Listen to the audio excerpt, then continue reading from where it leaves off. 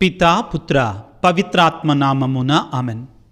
క్రీస్తునాథుని యందు మిక్కిలి ప్రియ సహోదరి సహోదరులారా, ఈ వాక్య పరిచర్యకి మిమ్మందరినీ ప్రేమతో ఆహ్వానిస్తున్నాను. మత్తయి శుభవార్త 2వ అధ్యాయము 19వ వచనం నుంచి 21వ వచనం వరకు 23వ వచనము.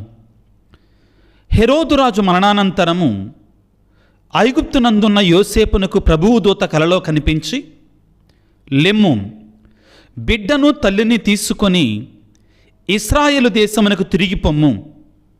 ఎలయనా బిడ్డను చంప విదికిన వారు మరణించరి అని తెలిపెను. యోసేపు లేచి ఆ బిడ్డను తల్లిని తీసుకొని ఇశ్రాయేలు దేశమునకు పోయెను.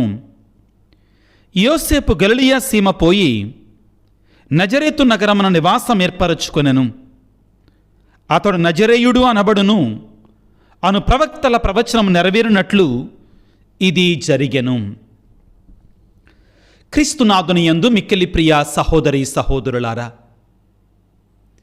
తిరు కుటుంబం బాలయేసు, మరియమాత, పునీత యోసేపు గార్ల యొక్క కుటుంబం ప్రతి కుటుంబానికి కూడా గొప్ప ఆదర్శం, గొప్ప సుమాతృక.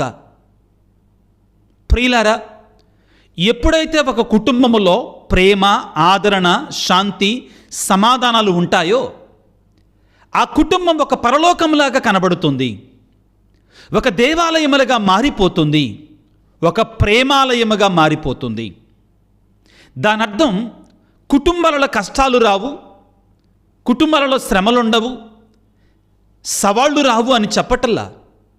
అన్ని రకాల సవాళ్ళు బయట ప్రపంచంలో కంటే కుటుంబంలోనే ఎక్కువగా వస్తాయి.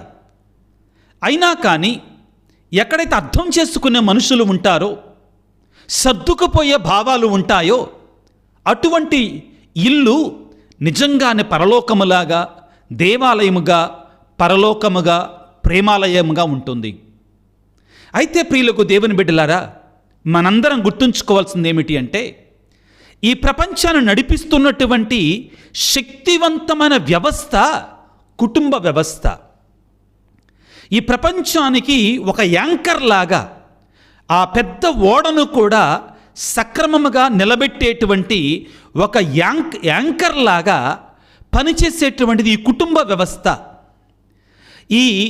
ఈ ప్రయాణములో, ఈ లోక ప్రయాణములో ప్రియులారా, ఇదిగో మానవుడు సక్రమమైనటు మార్గములో నడిపించే దిక్చూచి కుటుంబ వ్యవస్థ. ఇదిగో కుటుంబ వ్యవస్థ కూలిపోతే ఆ దేశం, ఆ ప్రాంతం, అక్కడ శాంతి సమాధానాలకి కొదువ ఏర్పడుతుంది, కొరత ఏర్పడుతుందండి. పాశ్చాత్య దేశాలలో నిదానంగా ప్రియులారా మనుషుల మధ్యలో ఉన్న బంధాలు తెగిపోతున్నాయి. ఇప్పుడు మన దగ్గర కూడా వచ్చేసింది ఆల్రెడీ.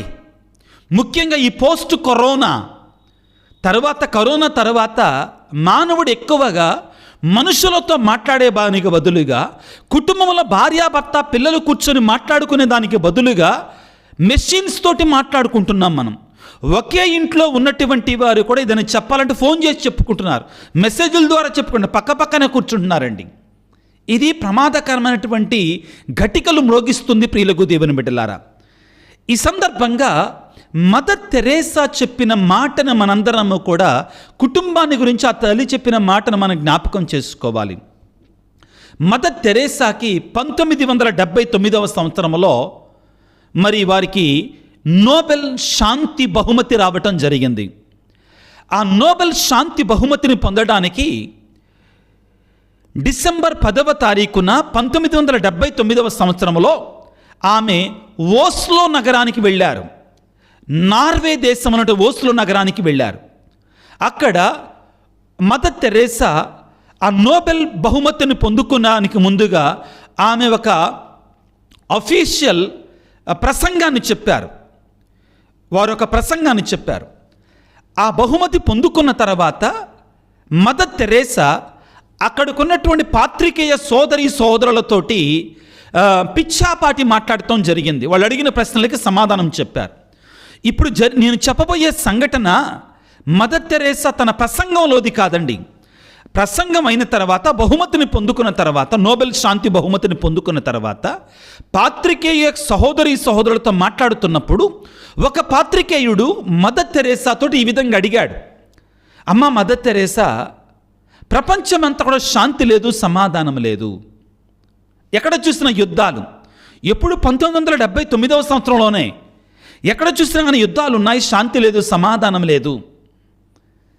నేను ఒక సామాన్యమైన మనిషిగా నేను ప్రపంచ శాంతి కోసం నేనేం చేయగలను, నేనేం చేయాలని మీరు అనుకుంటున్నారు, నేనేమి చేయగలని మీరు ఏమనుకుంటున్నారు, మీరిచ్చే సలహా ఏంటి అంటే మదర్ తెరేసా సూటిగా చెప్పిన సమాధానం ఏంటంటే, వెళ్ళి నువ్వు నీ కుటుంబాన్ని ప్రేమించడం నేర్చుకో, అది చాలు అన్నదండి. Go and start loving your family. నీ కుటుంబాన్ని ప్రేమించు చాలు. ప్రపంచంలో ఉన్న వ్యక్తులందరూ కూడా తమ తమ కుటుంబాలను ప్రేమించాల్సిన రీతిగా ప్రేమిస్తే ప్రపంచంలో శాంతి సమాధానం దానంతటదే ఫరిడవిల్లుతుంది ప్రియులారా. ఇక్కడ నేను ఈ మాటను ఇంతకుముందు ఒకసారి చెప్పినప్పుడు ఒకళ్ళు మెసేజ్లో పెట్టాను, నేను మెసేజ్లు చాలాసార్లు చదువుతానండి సమయం తీసుకొని, ఆ వీడియో కింద పెట్టే మెసేజ్లని. వాళ్ళు అన్నారు, ఫాదర్ గారండి, ఎవరి కుటుంబాలను వాళ్ళు ప్రేమించటం కాదు, అందరినీ కూడా ప్రేమించటం నేర్చుకోవాలని యేసు ప్రభు చెప్పాడు కదన్నారు. ఇక్కడ అర్థం ఏంటంటే ప్రియులారా, స్వార్థంతో ఉండాలని మదర్ తెరేసా చెప్పలా. మదర్ తెరేసా ప్రతి వ్యక్తి కూడా తన కుటుంబాన్ని ప్రేమించవలసిన రీతిలో ప్రేమిస్తే ప్రపంచంలో శాంతి సమాధానం దానంతట అదే ఏర్పాటు అవుతుంది. ఇంగ్లీష్లో ఒక మాట ఉందండి, charity begins at home, love begins at home. ప్రేమ కుటుంబంలోనే ప్రారంభము కావాలి. విలువలకి కుటుంబమే పునాదిగా ఉండాలి, కేంద్ర బిందువుగా ఉండాలి. కానీ దురదృష్టం ఏంటంటే ఈ ఆధునిక ప్రపంచంలో పిల్లారా, కొన్ని చోట్ల అందరూ అంటలేదండి, ఈ ఆధునిక వరవడిలో, పాశ్చాత్య వరవడిలో మనం పడిపోయి ప్రియులారా, ఇక్కడ కూడా కొన్ని సందర్భాలలో తల్లిదండ్రులే వాళ్ళకి తెలియకుండానే ఏమవుతుందిలే అనేటువంటి వరవడిలో పిల్లలకి చెడు ఎగ్జాంపుల్స్ ఇవ్వటం జరుగుతున్నాయి. ఎలా ఫాదర్ గారండి మీరు అంటారేమో, ఉదాహరణకి పిల్లల్ని, అరే నువ్వు త్వరగా రెడీ అయ్యి గుడికి వెళ్ళరా, నువ్వు త్వరగా వెళ్ళి దేవాలయానికి వెళ్ళరా, ప్రార్థనకి వెళ్ళరా, నువ్వు పాటలు నేర్చుకోరా అని చెబుతూ, తండ్రి దేవాలయానికి వెళ్ళలేదనుకో, ఏమి నేర్పిస్తున్నాం మనం పిల్లలకి? ఏమి నేర్పిస్తున్నాం మన పిల్లలకి? ఒకవేళ దానికి బదులుగా తండ్రి ఆదివారం ముందుగా సిద్ధపడి చర్చికి వెళ్ళాలనుకో, నువ్వు ఇంకేం చెప్పనక్కర్లా, చాలా వరకు అన్నీ కూడా సర్దుకుంటాయి. ప్రియులారా, ఈ ఆధునిక ప్రపంచంలో ఉన్న మానవాళికి ఆధునిక వరవడిలో ఒత్తిడి కూడా అవుతున్నాయండి కుటుంబాలు. తల్లిదండ్రులు కూడా ఒత్తిడికి గురవుతున్నారు పాపం. చాలామంది పిల్లల గురించి, వాళ్ళ భవిష్యత్తు గురించి, వాళ్ళు జీవించే విధానాన్ని బట్టి, ఈ ఆధునిక లోకములో ఉన్నటువంటి విధానాన్ని బట్టి, నిన్నటి రోజున నేను ఒక ఫాదర్ గారు నా దగ్గరికి వస్తే ఆయనతో మాట్లాడుతున్నాను. సిటీలోనే ఒక ఫాదర్ గారు నా దగ్గరికి వచ్చారు. ఆయనతో మాట్లాడుతుంటే ఆయన నాతోటి చెప్పింది, ఫాదర్, మా చర్చి పక్కన ఉన్నటువంటి 2 స్ట్రీట్స్లోనే కూర్చొని యువతి యువకులు డ్రగ్స్ తీసుకుంటున్నారండి. చర్చి పక్కన ఉన్న 2 స్ట్రీట్స్లోనే కూర్చొని యువకులు ముఖ్యంగా, అంతకుముందు తాగాలంటే భయపడేవాళ్ళు పెద్దల ముందు, అదేవిధంగా చెడు పనులు చేయాలంటే భయపడేవాళ్ళు, ఒకవేళ ఏదైనా తప్పు చేసిన దొంగచాటుకు చేసేవాళ్ళు. కానీ ఇప్పుడు అదేం లేదండి, డైరెక్ట్గా స్ట్రీట్లోనే తాగి రోడ్డు మీద పడిపోతున్నారు. యవ్వన ప్రాయంలో ఉన్నటువంటి వారు విలువైన యవ్వన ప్రాయాన్ని నాశనం చేసుకుంటున్నారు. ప్రియులకు దేవుని బిడ్డలారా, మనం ఒక మాట వాడుతున్న ఒక భయంకరమైనటువంటి వాతావరణంలో మనం జీవిస్తున్నాం. జాగ్రత్త పడాలి.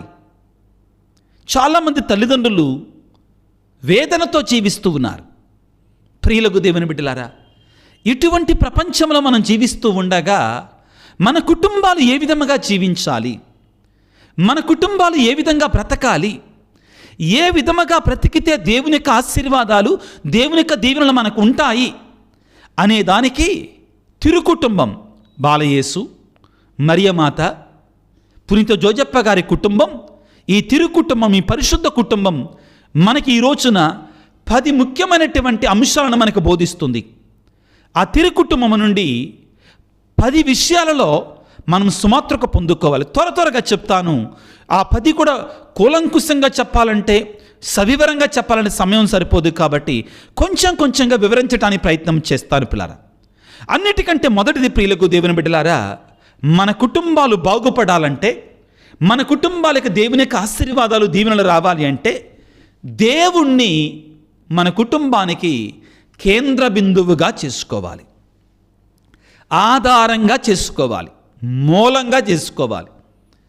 దేవుడే మన కుటుంబాన్ని నడిపించేటువంటి వాడిగా ఆ తల్లి తండ్రి పిల్లలు కూడా ఏర్పాటు చేసుకోవాలి. ఇదిగో యెహోషువ గ్రంథములో ఏమంటాడు? యెహోషువ 24వ అధ్యాయం 15వ వచనంలో, నేనును నా కుటుంబమును యెహోవాను మాత్రమే ఆరాధిస్తాము. ఇక్కడ యెహోవాను మాత్రమే ఆరాధిస్తాము అన్న దాంట్లో అర్థం ఏంటంటే, యెహోషువ దానికి ముందు ఏమంటాడంటే, ఆ యొక్క యోర్దాను నది పరివాహక ప్రాంతంలో అడుగుపెట్టిన తర్వాత, వాగ్దాన భూములు అడుగుపెట్టిన తర్వాత ఇశ్రాయేలు ప్రజలకి, మీరు ఒకవేళ నిజదేవుని ఆరాధించటం ఇష్టం లేకపోతే మీరు ఎవరిని ఆరాధిస్తారో మీ ఇష్టం, నేనును నా కుటుంబమును యెహోవాను మాత్రమే ఆరాధిస్తాం. అంటే ఆయనను మాత్రమే పూజిస్తాము, ఆయనకు మాత్రమే లోబడి ఉంటాము, ఆయనే మా కుటుంబానికి మూలంగా ఉంటాడు. నీ కుటుంబానికి ఆధారం ఎవరు? నీ కుటుంబానికి మూలం ఎవరు? నీ కుటుంబంలో ఒక సమస్య వచ్చినప్పుడు నువ్వు ఎవరి దగ్గరికి పరిగెడుతున్నావు? ఆత్మపరిశీలన చేసుకోవాలి. ఇదిగో మత్తయి శుభవార్త 6వ అధ్యాయం 33వ వచనంలో, మొదట ఆయన రాజ్యమును నీతిని వెతకండి, మొదట ఆయన రాజ్యమును నీతిని వెతకండి, అప్పుడు మిగిలినవన్నీ మీకు సమకూర్చబడును. యేసు ప్రభువుని మన కుటుంబాలకి మూలంగా, ఆధారంగా, కేంద్ర బిందువుగా చేసుకోవటం అంటే ఇది. దేవుడు ఏమి చేయమంటున్నాడు నన్ను? దేవుని చిత్తానుసారంగా నేను జీవిస్తున్నానా లేదా? నీవు ఆత్మపరిశీలన చేసుకొని, నేను ఈ విషయంలో పాస్ అవుతాను, దేవుని చిత్తానుసారముగా నేను జీవిస్తున్నానని గుండెల మీద చేసుకొని దేవుడు కూడా నీ గురించి చెప్పగలిగితే దేవుడి దీవెనలు నీకు తప్పనిసరిగా ఉంటాయి. తిరుకుటుంబం ప్రియులారా, ఈ విషయంలో మన గొప్ప సుమాతృక. వాళ్ళు ఏమి చేసినా కానీ దేవుని చిత్తానుసారముగా, దేవునికి ఇష్టమైనట్లుగా దేవుడే వారి కుటుంబానికి కేంద్ర బిందువుగా ఉన్నాడు. రెండవది ప్రియులారా ఏమిటి? నీ ఇంటిలో ప్రార్థనకు ఎటువంటి ప్రాధాన్యతనిస్తున్నావు? ప్రార్థనా జీవితం నీ ఇంటిలో ఉంటే కష్టాలు రావంటల్లా, శ్రమలు రావంటల్లా, తప్పనిసరిగా ఆ దేవుడు ఆ శ్రమలలో నీకు తోడుగా ఉంటాడు, గట్టెక్కిస్తాడు. తన ఆశీర్వాదాలు, తన దీవెన, తన కృప నీ వెన్నంటి ఉంటుంది, నీ కుటుంబానికి తోడుగా ఉంటుంది.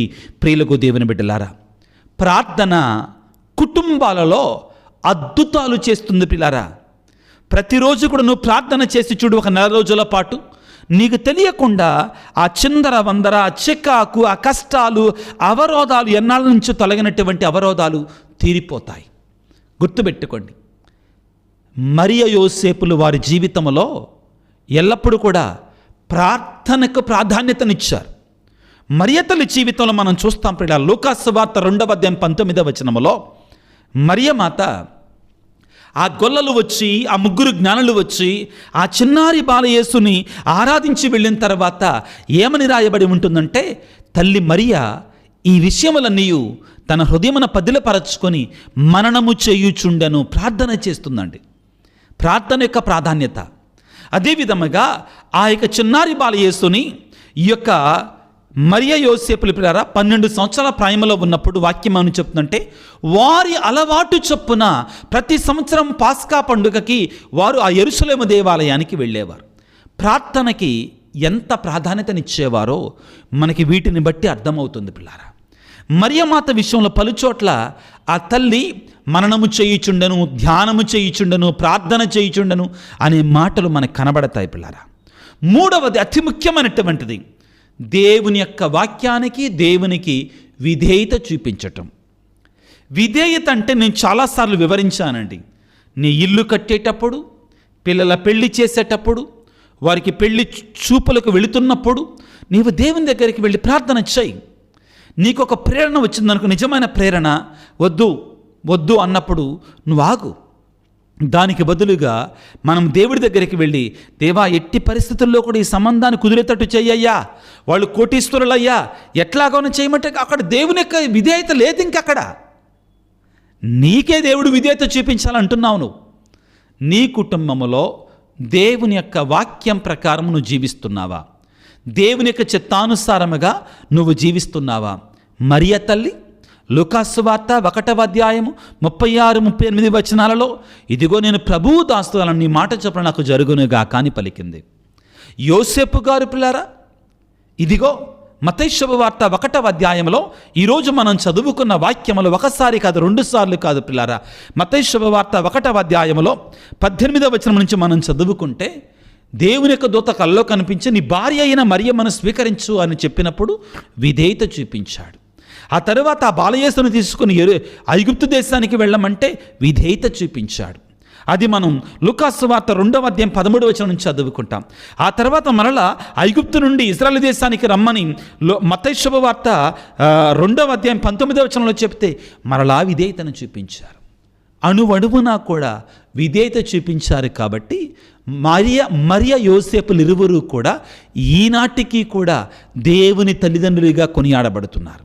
అటువంటి ఆశీర్వాదాలు మనకి కూడా రావాలి అంటే మనము కూడా దేవునికి చిత్తానుసారంగా జీవించటానికి ప్రయత్నం చేయాలి, విధేయతను చూపించాలి పిల్లారా.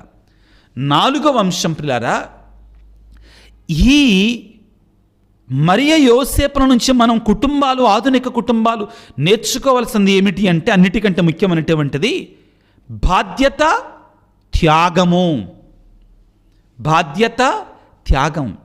తల్లిదండ్రులు బాధ్యత కలిగి ఉండాలి. ప్రియులారా, యోసేపు గారు ఎంత బాధ్యత కలిగి ఉన్నాడండి. అందును బట్టి యేసు ప్రభువు గురించి మాట్లాడినప్పుడల్లా కూడా ఏమని చెప్పారండి? ఇతడు వడ్రంగి యోసేపు కుమారుడు కాడా అన్నారండి. అంత గొప్ప స్థానం ఆయనకు దొరికింది. ఏమిటి? బాధ్యత, త్యాగము.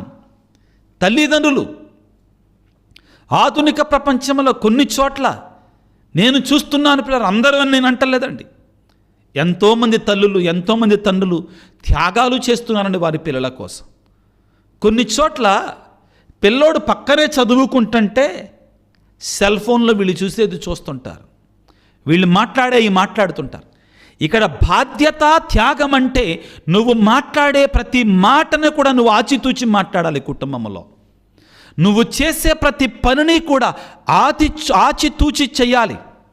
ఈ మధ్యలో ఒక వ్యక్తి నా దగ్గరికి వచ్చి చాలా మంచి వ్యక్తిత్వం కలిగినటువంటి మనిషి, బాగా పరిచయం ఉన్న మనిషి. ఫాదర్ గారండి, 1 నెల రోజుల నుంచి నాకు అప్పుడప్పుడు కొంచెం సిగరెట్ కాల్చే అలవాటు ఉందండి, దాన్ని కూడా బంద్ చేశానన్నాను. నేను అప్రిషియేట్ చేశాను. వెరీ గుడ్, చాలా మంచి పని చేశావన్నాను. అవునండి, మా అమ్మాయి ఒకరోజు నా దగ్గరికి వచ్చి, అక్కడికి కూడా వాళ్ళకి తెలియకుండా నేను ఎప్పుడో ఒకటి అలా కాలుస్తుంటానండి. ఒకరోజు మా అమ్మాయి చూసి, ఇంటర్మీడియట్ అయిపోతున్న అమ్మాయి నా దగ్గరికి వచ్చి, డాడీ నువ్వు నా కోసం ఇంక నుంచి సిగరెట్ తాగటం ఆపలేవా, నా కోసం ఆపలేవా డాడీ అని అడిగిందండి. అంటే అమ్మాయి కోసం కాదు కానీ, బట్ ఆ సమయంలో నా మనసు చివుక్కుమనిపించింది. నా బిడ్డకి నేను చెడు మాత్రకి ఇస్తున్నానా, బాధ్యతారాహిత్యంగా బ్రతుకుతున్నానా అనిపించింది. కాబట్టి నేను ఆపేశానండి. ఇంకా నేను దాని జోలికి పోను, సచ్చినా కానీ దాని జోలికి పోనానని చెప్పేది. ప్రియులకు దేవుని బిడ్డలారా, ఆధునిక ప్రపంచంలో మనం అనుకుంటున్నా పిల్లలకి కాస్తంత డబ్బులు ఇస్తే చాలు, పెద్ద స్కూల్లో చేర్పిస్తే చాలు అనుకుంటున్నామండి. నా బాధ్యత అయిపోయింది అనుకుంటున్నా. అది కాదండి, నీ జీవితమే వాళ్ళకు సుమాతృకగా ఉండాలి. ఒకవేళ నీ జీవితంలో ఏదైనా కానీ సుమాతృకగా లేనప్పుడు నీ బాధ్యతను బట్టి నువ్వు త్యాగం చేయాలి, మానుకోవాలి, విడిచిపెట్టాలి. అప్పుడే నువ్వు నిజమైన తల్లిదండ్రులుగా నువ్వు ఉంటావు. మరియ యోసేపులు ఎంతగా శ్రమించారు వడ్రంగులుగా, ఎన్ని త్యాగాలు చేశారు బాలయేసు కోసం. ప్రియులారా, వారిరువురి కుటుంబం మనందరికీ కూడా సుమాతృగా ఉండాలి. తరువాత అతి ముఖ్యమైనటువంటి కష్టాలలో దేవుని మీద విశ్వాసాన్ని విడిచిపెట్టమాకండి. చాలామంది అంటారు ఏమనంటే, ఫాదర్ గారండి నాకు ఈ కష్టం వచ్చింది, దేవుడు నాకు ఈ కష్టం పంపించాడు కాబట్టి ఇక నేను దేవుడి దగ్గర రాను, ప్రార్థన చేసుకొని అంటారండి. లేదండి, ఆ కష్టములోనే నువ్వు ఇంకా ఎక్కువగా దేవుడి మీద ఆధారపడాలి. యోసేపు గారి కష్టాలు వచ్చినాయి. ఒకవైపున బాలింత, మరొక వైపున తాను కూడా చలి ప్రదేశం, బెత్లెహేముకు గాడిద మీద వెళ్ళాలి. అయినా కానీ దేవుని మీద ఆధారపడ్డాడు. ఐగుప్తునికి వెళ్ళమన్నాడు, దేవుని మీద ఆధారపడ్డాడు, విధేయత చూపించాడు, విశ్వాసాన్ని కోల్పోలా, దేవుని మీద విశ్వాసాన్ని కోల్పోలా. మళ్ళీ తిరిగి రమ్మన్నారు, విశ్వాసాన్ని చూపించాడు. ఆ దేవదూత ఏమో చెప్పిందిలే, నేను నమ్మను, నా భార్యను స్వీకరించనల్లా, విశ్వాసంతో బ్రతికాడు. యోసేపు గారి ప్రియులారా, ఆరవది అతి ముఖ్యమైనటువంటిది, అందరికీ కూడా చెందేటువంటిది ఏమిటి అంటే మౌనం, వినయం, సహనం. ఈ 3 మాటలు గుర్తుపెట్టుకోండి. మౌనం, వినయం, సహనం. కొన్నిసార్లు కుటుంబంలో గలిబిలి వచ్చినప్పుడు మౌనం ఆ సమస్యని సాల్వ్ చేస్తుంది. తొందరపడి భార్యను ఒక మాట అంటాం, భర్తను ఒక మాట అంటాం, అది ప్రమాదానికి దారితీస్తుంది. మౌనం చాలా సమస్యలకు పరిష్కారాన్ని ఇస్తుంది బిడ్డలారా. రెండవది వినయం. నేను ఎందుకు తగ్గాలి ఈ ఆధునిక ప్రపంచంలో, నేనెందుకు తగ్గాలి, తగ్గింపు. వినయం చాలా సమస్యలని సాల్వ్ చేస్తుంది. చివరిది సహనం. ప్రేమ సహిస్తుంది అని పౌలు గారు కొరింథీ పత్రికలో మనకు బోధిస్తారు. మనం నిజంగా మన భార్యని, మన భర్తని, మన పిల్లలను ప్రేమిస్తే సహనం మనలో ఉండాలి ప్రియులారా. ఎంత సహనం ప్రియులారా యోసేపు గారికి, ఎంత సహనం ప్రియులారా మరియ తల్లికి. వారే మనకి గొప్ప ఆదరణగా, గొప్ప సుమాతృకగా ఉండాలి. తొందరపాటు ప్రియులారా కొన్నిసార్లు కుటుంబాలను కూల్చుతుందండి. తొందరపాటు, అర్థం పర్థం లేని మాటలు కొన్నిసార్లు కుటుంబాలను కూల్చివేస్తాయి. అప్పుడే మనం విఘ్నత చూపించాలి, వెళ్ళి క్షమాపణ కోరుకోవటం, సారీ చెప్పటం, ఆ తగ్గింపు, ఆ వినయం, ఆ యొక్క సహనం, అవి మనలో ఉండటానికి ప్రయత్నం చేయాలి. ఇదిగో యోసేపులో తొందరపాటు మనకు కనబడదు. ఆయన దేవుడికి అవకాశం ఇచ్చాడు. తన భార్యని వెంటనే ఆవేశంతో వెళ్ళిపో అనలా, విడాకులు ఇచ్చేలా ధ్యానం చేశాడు, తలపోసాడు. ఏమై ఉంటుందో ఆ సహనం ప్రియులారా మనలో ఉండాలి. ప్రియ సహోదరి సహోదరులారా, పరస్పర ప్రేమ, ఐక్యత. ప్రియులారా, ఇంతకుముందే ఒక మాట చెప్పాను, ఏంటంటే ప్రేమ అన్నిటినీ సహిస్తుంది, భరిస్తుంది. నీ కుటుంబంలో చెప్పాను కదా, పిల్లలకి డబ్బు ఇచ్చేసేసి నా బాధ్యత అయిపోయింది కాదు. భార్యకి ఎంత డబ్బు ఇచ్చినా కానీ అయిపోయింది అనుకో మాకు. భర్తకి నువ్వు కావాల్సిన నువ్వు చేసుకో, ఫ్రీడమ్ ఇచ్చాను అనుకోవటం కాదు. ప్రేమ ఉండాలండి. పిల్లలను కూడా గట్టిగా గద్దిస్తే, ప్రేమతో మనం చేస్తున్నామని వాళ్ళకి తెలిస్తే, మనం ఒకవేళ గట్టిగా గద్దించినా, ఒక దెబ్బేసినా కానీ నా మంచి కోసమే అర్థమయ్యేటట్లుగా చెప్పటం. అవును ప్రియులకు దేవుని బిడ్డలారా, ఇదిగో పరస్పరము ప్రేమ, ఐక్యత అనేటువంటిది కుటుంబంలో మనము కలిగి ఉండాలి. ప్రియులకు దేవుని బిడ్డలారా, ఇదిగో బాలయేసు యెరూషలేములో తప్పిపోయినప్పుడు వాళ్ళు పొందినట్టు ఆవేదన, వాళ్ళు పొందినటువంటి కష్టం, 3 రోజుల పాటు మళ్ళీ తిరిగి వెళ్ళటం. అయితే ఆ సమయంలో బాలయేసు కొంచెం గడుసుగా మాట్లాడాడు. ఈ పదాన్ని వాడచ్చు. మీకు తెలియదా, నిన్న తండ్రి ప్రేమ మీద పని మీద ఉండాలని అన్నాడు.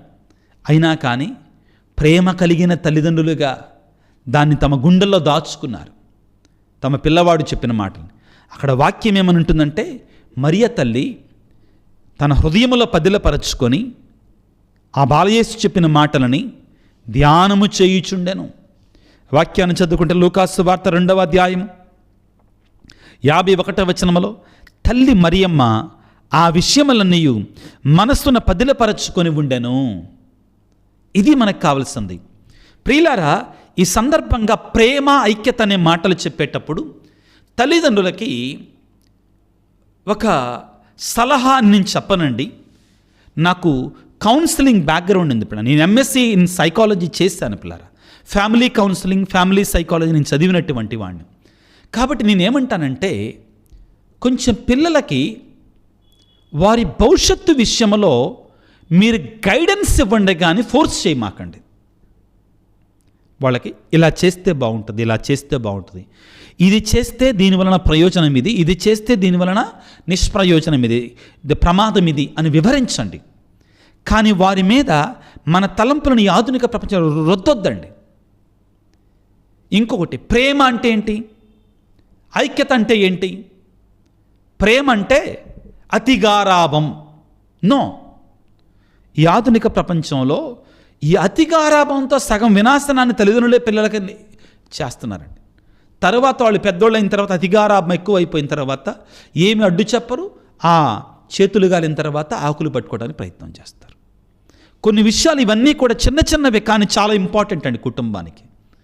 ప్రియులకు దేవుని బిడ్డలారా, పిల్లలకి కొన్ని విషయాల్లో స్వేచ్ఛ, కానీ అతిగారాభం పనికిరాదండి. వాళ్ళు కోరుకున్నది అంతా ఇచ్చా, ఒకడే కదండి పిల్లాడు, ఇక వాడు ప్రేమ అనుకుంటున్నాం, ఇది దట్స్ నాట్ లవ్. బెత్తమును వాడిన వాడి తండ్రే కాదని అన్నాడు ఆ రోజుల్లో బైబిల్లో. ఈరోజు బెత్తం వాడితే కేసులు అంటున్నారు, మీకు అందరికీ తెలిసిందే. తరువాత ప్రియులారా, అతి ముఖ్యమైన మాట 8వది, క్షమించటం, క్షమాపణ. ఆ యొక్క తిరుకుటుంబం నుంచి మనం నేర్చుకోవాలి. చిన్న చిన్న విషయాలు మీకు చెప్తాను చూడండి పిల్లారా. ఆ కుటుంబంలో మనస్పర్ధలు రాలేదంటారా? వచ్చింది. యోసేపు గారికి మనస్పర్ధ వచ్చింది, సహజమైన మనస్పర్ధ. అది కూడా అది ఎక్స్ట్రాడినరీ కాదండి. ఏంది యోసేపు గారు ఎట్టా ఆలోచిస్తున్నారు, మరి తలను పట్టుకుని అంటానికి లేదు. ఆయనకి తెలియదు ఏం జరిగిందో, మనస్పర్ధ వచ్చింది. కానీ దేవదూత చెప్పగానే క్షమాపణ చోటు చేసుకుంది, సర్దుకుపోయారు, అర్థం చేసుకున్నారు. నీ కుటుంబంలో భార్యాభర్తల మధ్యలో క్షమాపణ ఉందా? It's very very important. ప్రియ స్నేహితులారా, తప్పులు చేస్తామండి. తప్పులు చేయనటువంటి వాడు దేవుడు ఒక్కడే. It is human to err. ఒక్కసారి తప్పు చేసింది కాబట్టి, ఒక్కసారి తప్పు చేశాడు కాబట్టి నేను అనేది పెద్దది ఏదో అనుకోమాకండి. ఆర్థికపరమైన కుటుంబాన్ని నడిపించేటువంటి దానికి ఒకేసారి పడిపోకండి. ఓర్పు, సహనంతో క్షమాపణ, మన్నింపు. చిన్న చిన్న చిన్న ఉదాహరణలు చెప్తానండి. ఒక రోజున భార్య అట్లు వేసింది. ఆ తొందర మీద, హడావుడిలో, అలసటలో అట్లేసిన తర్వాత టేబుల్ మీద పెట్టింది. భర్త అట్లను చూసిన తర్వాత ఒక అట్టు మాడిపోయింది బాగా. దాన్ని త్వరగా తాను వేసుకున్నాడు, వేసుకొని దాన్ని తిన్నాడు. బాగా మాడిపోయినట్టు తిని భార్యతో, ఎలిజబెత్, ఈరోజు అట్లు నువ్వు చాలా చక్కగా చేశావు, చాలా బాగున్నాయి, నువ్వు చాలా కష్టపడ్డావు అనగానే, ఏం లేదండి, అదెంత మీ అభిమానం కానీ ప్రేమ కానీ అంతే అంటారు ఎప్పుడు కూడా అని ఆవిడ కాముగా ఉంది. కానీ దీన్ని చూసినటువంటి కుమారుడు తర్వాత పక్కకెళ్ళి నాన్న అడుగుతున్నాడు, డాడీ నువ్వెందుకని, అది మాడిపోయినట్టు కదా, అమ్మనేంటి ఎందుకు అబద్ధం ఆడావంటే తండ్రి చెప్పాడు, నాన్న అది కాదురా, అమ్మ ఉదయం నుంచి కష్టపడుతూనే ఉంది, పాపం పొరపాటున ఆ అట్టు చూసుకోలేదు. ఒకవేళ పాపం అంత కష్టపడినట్టు అమ్మని నేను ఆ సమయంలో,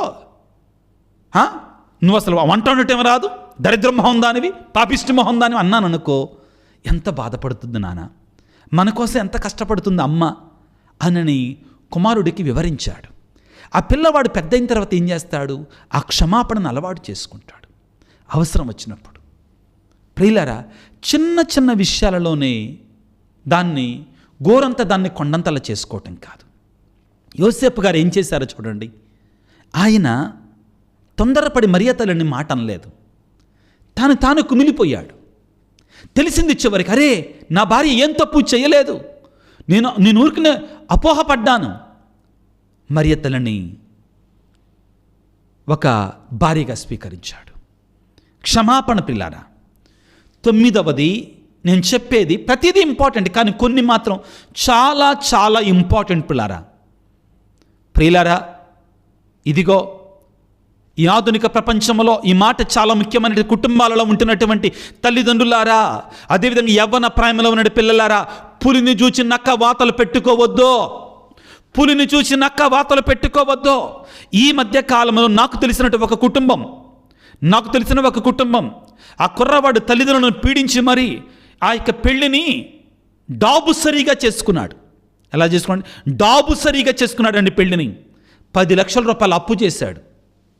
కానీ బాధతో చెప్తున్నానండి, ఒక 2-3 నెలల తర్వాత ఆ కుటుంబం, ఆ నూతనంగా వివాహమైన దంపతులు విడిపోయారు.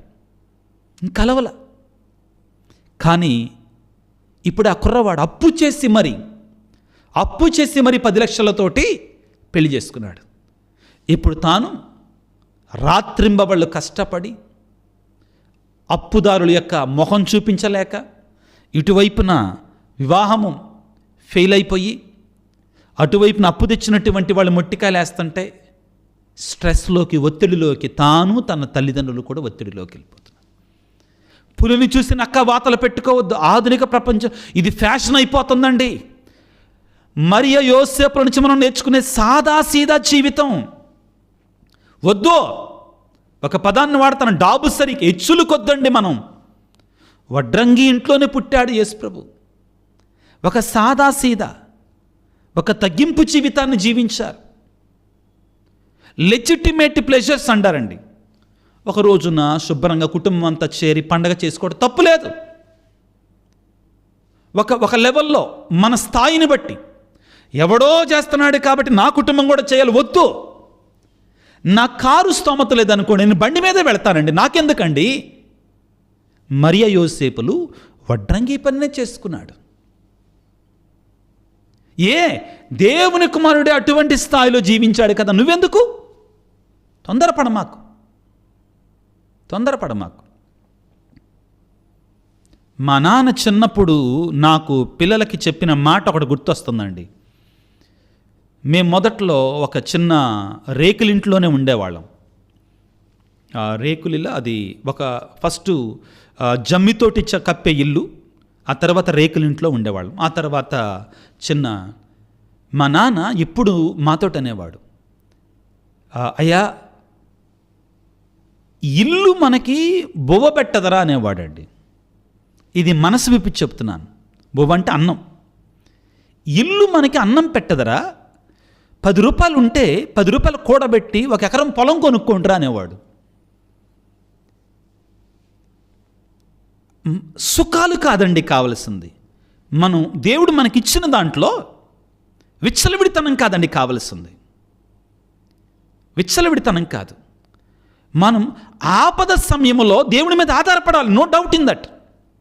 కానీ ఆపద సమయంలో నేనేమి, నా కుటుంబానికి ఏమి దాస్తున్నాను, నా కుటుంబానికి ఏమి సిద్ధపరుస్తున్నాను. నా కారు స్తోమత లేనప్పుడు కారు మనకి ఆదాయాన్ని తేదు, కారు మనకి ఖర్చును తెస్తుందండి. కారు మనకి ఖర్చును తెస్తుంది. చిన్న ఉదాహరణ చెప్తున్నానండి మనకి, ఇది మీకు అందరికి అర్థమవుతుంది. నా కారు ఎందుకు? నా స్తోమత ఉందనుకో, మంచి బెంజ్ కారు కొనుక్కో, స్తోమత ఉంటే, అందులో తప్పులేదు. ఏంటి ఇది ఎందుకు చెప్తున్నా? తిరు కుటుంబం మనకి నేర్పించేది సింపుల్ లైఫ్. ఒకటి ముందు నేను నా యొక్క ఉన్నత స్థితిని చూపించుకోవటం ఎందుకు? ఈ మధ్యకాలంలో చాలామంది వీడియోల్లో చెప్తున్నారు, మనిషి తనకున్న దానిని బట్టి గౌరవాన్ని ఇస్తున్నాడంటండి, తనకున్న డబ్బును బట్టి, తనకున్న షోను బట్టి గౌరవం ఇస్తా. ఒకడు ఇవ్వనక్కర్లా మనకు ఆ గౌరవం. అసలు ఎందుకు నువ్వు ఒకటి గౌరవం మీద నిద్ర ఉండడం? ఒకడిచ్చే గౌరవం నాకెందుకు? ఒకడి కోసం నేనెందుకు కనపడాలి? ఇది క్రైస్తవులారా, నేను ఇది కూడా దైవికమైన మాట అనుకుంటున్నానండి. చాలామంది కుటుంబాలు ఎదుటివారి మెప్పుకుపోయి అప్పుల పాలవుతున్నారు. ఎదుటివారి ముందు నేను చూపించుకోవాలి అనేటువంటి ఉద్దేశంతో వారు ప్రమాదంలో పడిపోతారు, ఆర్థిక ఇబ్బందుల్లో పడిపోతున్నారు. తరువాత నువ్వు దేవుడి దగ్గరికి వచ్చి దేవుడు నా అప్పులు తీర్చండి, అది ఎలా కుదురుద్దండి? నువ్వు దేవుడిచ్చిన దాన్ని కాపాడుకోకుండా విచ్చలవిడిగా జీవించావు. వద్దు, ఇది దేవుని చిత్తం కాదు. మరియ యోసేపులు మనకు నేర్పించేటువంటి 9వ అతి ముఖ్యమైనటువంటి సుగుణం ఏమిటి అంటే ప్రియులారా, సాధారణమైన జీవితాన్ని జీవించు. గొప్ప గొప్ప వాళ్ళు నాకు పరిచయం అవుతున్నారు. ఎంత సింపుల్గా ఉంటారండి వాళ్ళు. ఎంతో కలిగి ఉన్నా కానీ వారు మాట్లాడే విధానం, వారు చెప్పే విధానం కానీ, వారు జీవిత విధానం కానీ ఎంత సింపుల్ కనబడతారండి. ప్రియులారా, చివరిగా 10వది, నీ కుటుంబం దేవుని రక్షణ చరిత్రలో ఒక భాగం. కుటుంబం యొక్క ప్రధానమైన ఉద్దేశాలు ఏంటో తెలుసా? భార్యాభర్తలు సౌఖ్యంగా ఉండడానికి, భార్యాభర్తలు కలిసి దేవుని తెలుసుకోవటం ప్రధానమైన ఉద్దేశం అండి. నీ కుటుంబము కూడా మరియ యోసేపుల కుటుంబం ఏ విధముగా దేవుని రక్షణ ప్రణాళికలో వాళ్ళు సహకరించారో, రక్షణ ప్రణాళికలో వాళ్ళు భాగమయ్యారో, నీ కుటుంబము కూడా దేవుని యొక్క రక్షణ ప్రణాళికలో ఏదో చిన్నదైనా కానీ నీకు ఒక పాత్రనిచ్చాడు. ఆ పాత్ర నెరవేర్చు. భార్య, భర్త, పిల్లలుగా చర్చిలో నువ్వు ఏదైనా పని చేయగలవా? చర్చిలో నువ్వు ఏదైనా కానీ చేయగలవా? పాటలు పాడగలవా? వాక్యాన్ని చదవగలవా? లేకపోతే విచారణ గురువుకి ఒక మంచి కార్యం చేయటం విషయం గురించి మాట్లాడుతున్నాను నేను.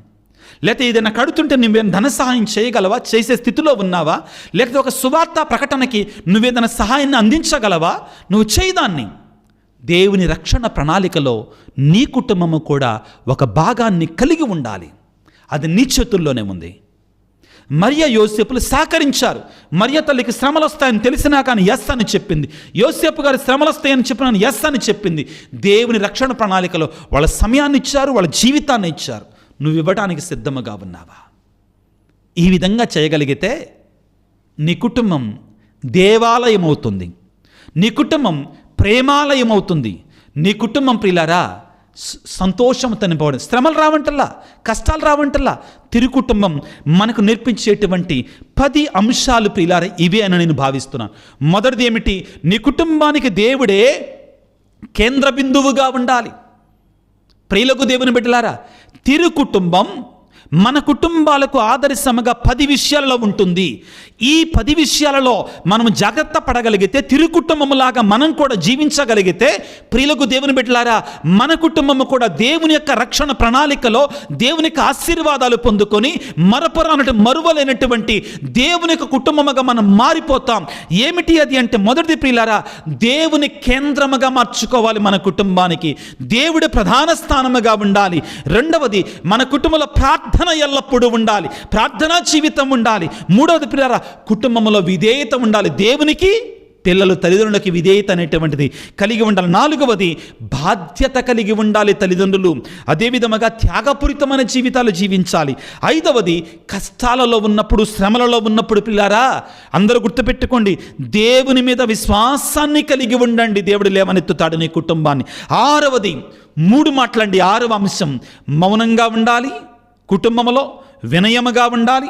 అదేవిధంగా సహనాన్ని కలిగి ఉండాలి. 6వ పాయింట్, నీ కుటుంబంలో నువ్వు సహనాన్ని కలిగి ఉంటే, నీ కుటుంబంలో కొన్ని సందర్భాల్లో మౌనమే కొన్ని సమస్యలకి పరిష్కారాన్ని చూపిస్తుంది.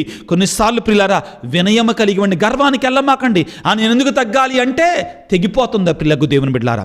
7వది ఏంటంటే, పరస్పరము ప్రేమ, ఐక్యత ఉండాలి. ప్రేమ అన్నిటినీ సహిస్తుంది, భరిస్తుంది ప్రియులారా. 8వది, క్షమాపణ కుటుంబంలో చాలా ముఖ్యమైనటువంటిది. 9వది ప్రియులారా అతి ముఖ్యమైనది అని చెప్పాను, సింపుల్ లైఫ్. ఇతరులను మెప్పించడానికి వెళ్ళమాకో, ఇతరుల యొక్క గొప్పల కోసం వెళ్ళమాకో, అప్పుల పాలు కామాకో.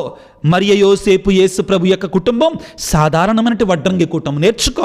చివరిది ప్రియులారా, నీ కుటుంబము కూడా దేవుని రక్షణ ప్రణాళికలో, దైవికమైన కార్యములో భాగస్థురాలుగా ఉండాలి, భాగస్థుడిగా ఉండాలి. ఈ విషయాలను శ్రద్ధ తీసుకోగలిగితే నీ కుటుంబం అద్భుతాలు చూస్తుంది, ఆశ్చర్య కార్యాలు చూస్తుంది. తల వంచి ప్రార్థన చేసుకుందాం. సర్వశక్తిమంతుడా, సర్వోన్నతుడా యేసురాజా, తిరు కుటుంబాన్ని మాకు ఆదర్శముగా చూపిస్తూ 10 విషయాలలో మేము ఏ విధంగా ఉండాలి, మా కుటుంబాలు ఏ విధముగా ఉండాలి అని మాకు బోధించినందుకు మీకు స్తోత్రాలు, వందనాలు. ఓ యేసయ్యా, మా కుటుంబాన్ని మాకు ఇచ్చినందుకు మీకు స్తోత్రాలు. ఈనాడు ప్రియులారా, ఇదిగో ఈ ప్రార్థనలో ఏకీభవిస్తున్న బిడ్డలారా, నువ్వొక భర్తవైతే నీ భార్య కొరకై, నీ బిడ్డల కొరకై, నీ తల్లిదండ్రుల కొరకై ప్రార్థన చేయి. నువ్వొక భార్యవైతే నీ భర్త కొరకై, నీ తల్లిదండ్రుల కొరకై, నీ అత్తమామల కొరకై, నీ పిల్లల కొరకై, నీ బంధువుల కొరకై ప్రార్థన చేయి. ప్రియమైనటువంటి యవ్వన ప్రాయమున్న పిల్లలారా, చిన్నారి పిల్లలారా, మీ తల్లిదండ్రుల కోసం ప్రార్థన చేయండి. దేవుడిచ్చిన గొప్ప దీవెన నీ తల్లిదండ్రులు. ప్రార్థన చేయి. ఇదిగో ఈ వాక్యాన్ని ఆలకిస్తుండగా ప్రార్థన చేయి. దేవా, నా తల్లిదండ్రులను దీవించిన ఆయన, మా అమ్మ నన్ను ఆశీర్వదించు అయ్యా. వాడు పడుతున్న కష్టాలను నేను అర్థం చేసుకునే మనసును నాకు దయచేయి. వేడుకో బిడ్డలారా, వేడుకోండి. అదేవిధంగా ఈనాడు ప్రత్యేకంగా ఎక్కడైతే కుటుంబాలు, భార్యాభర్తల మధ్యలో సఖ్యత లేదో, శాంతి సమాధానం లేదో, వారందరిని యేసయ్య పాదాల సన్నిధిలో సమర్పించుకుందాం. యేసురాజా, ఆ కుటుంబాల మీద నీ అపారమైన దయని, కృపను కుమ్మరింపచేసి సఖ్యత, క్షమాపణ, శాంతి, సమాధానం అనే వరాలను ప్రభు భార్యాభర్తల మధ్యలో, పిల్లల తల్లిదండ్రుల మధ్యలో ఏర్పాటు చేయండి. అదేవిధంగా ఈనాడు గర్భఫలములినటి తండ్రులు ఎంతోమంది ప్రార్థన చేయమని అడుగుతున్నారు. వారందరిని దీవించండి నాయన.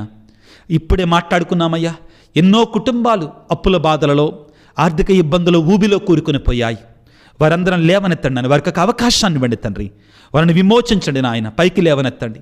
ఎన్నో కుటుంబాలు నాయన అనారోగ్య బాధలో ఉన్నారు ప్రభుగా. నీ గాయపడిన హస్తాలతో తాకండి, వారిని స్వస్థపరచండి.